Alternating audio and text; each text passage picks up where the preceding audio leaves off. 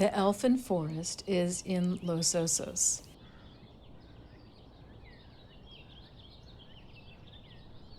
We're walking along this sand trail with kind of a cabled fence line on either side of the trail to keep you off the fragile habitat on either side. And here are the lucky neighbors who get to border this small wilderness area preservation. What an adventure. I've never been here before.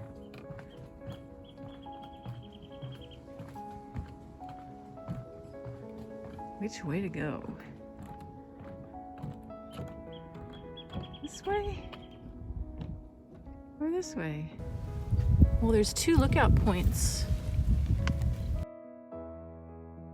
We were led by the one-way signs to take a loop, and we ended up at the Bush Lupin view first. Bush Lupin Point.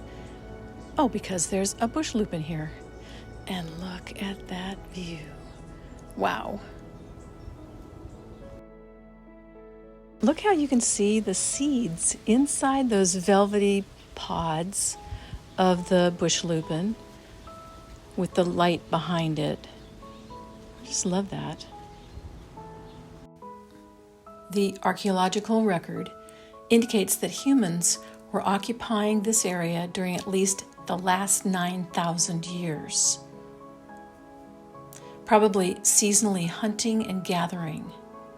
The seasonal use by Native Americans ceased around 500 years ago, a time that coincides with the arrival of diseases which traveled up the coast from the first European contact far to the south.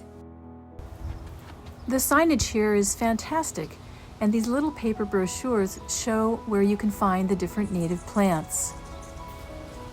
A majority of the acreage here is fenced off for restoration. The natural history of the Elfin Forest that I find fascinating is that 18,000 years ago, at the end of the last ice age, the Elfin Forest did not exist. The sea level at that time was 400 plus feet lower than today, and that means the shoreline was 6 to 7 miles farther to the west. The climate back then was cooler and wetter, sort of like what the Northern California and Oregon coasts are like now.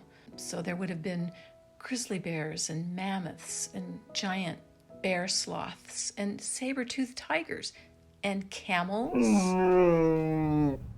Yay, we're at Elfin Forest again today.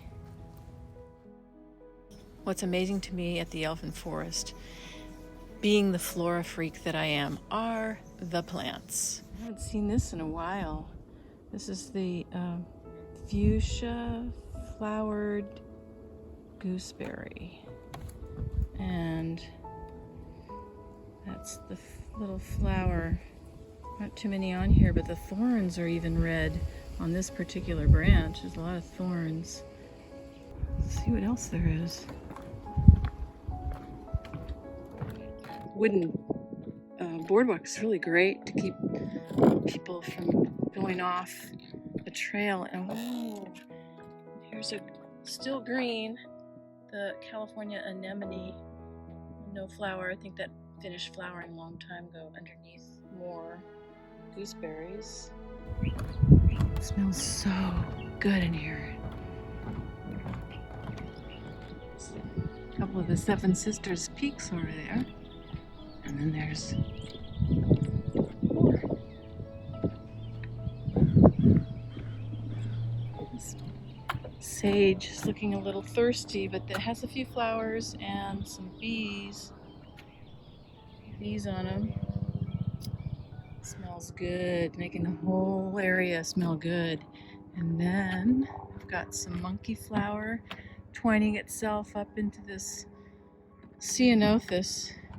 I think those have finished blooming, but they have all this white stuff on it. It's those little white spots, it's called spittlebug, and they're all over. Trail, Sienna's View is the trail. And look at this.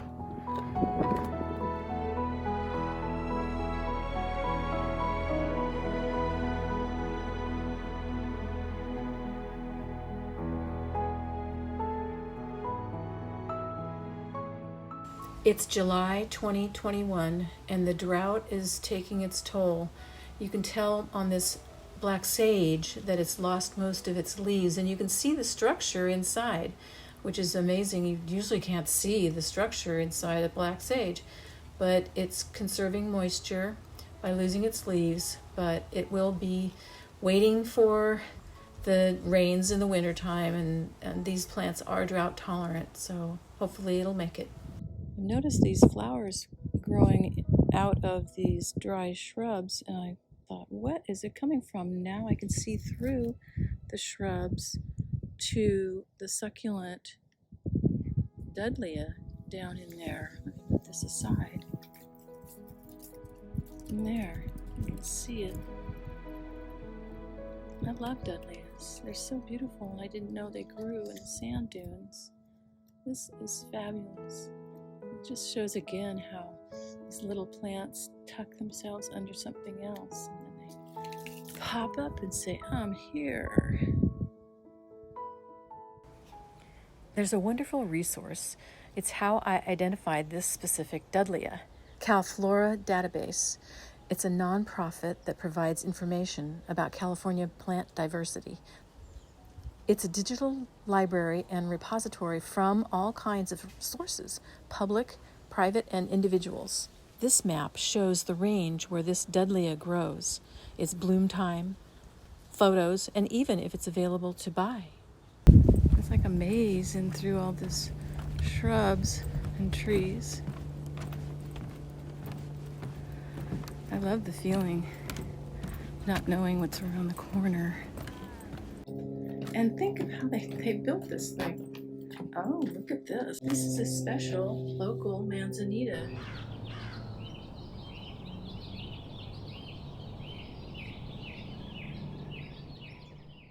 The pygmy oaks. Look how short they are. That's as big as they grow. So dense and close to the ground. Nothing like the stately height of the live oaks inland. They're both Quercus agrifolia, but these have been dwarfed by soil type and other factors, I guess. Cool. Area, but I just find it wonderful, magical, this space. If these are pygmy oaks, then they're pretty large, but they drape down to the ground. And these branches are just like on the ground.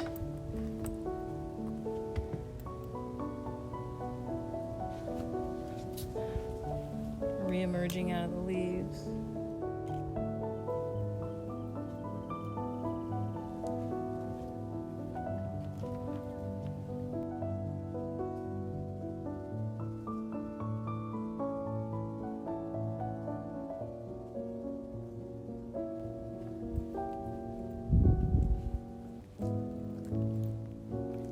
Sweet bench.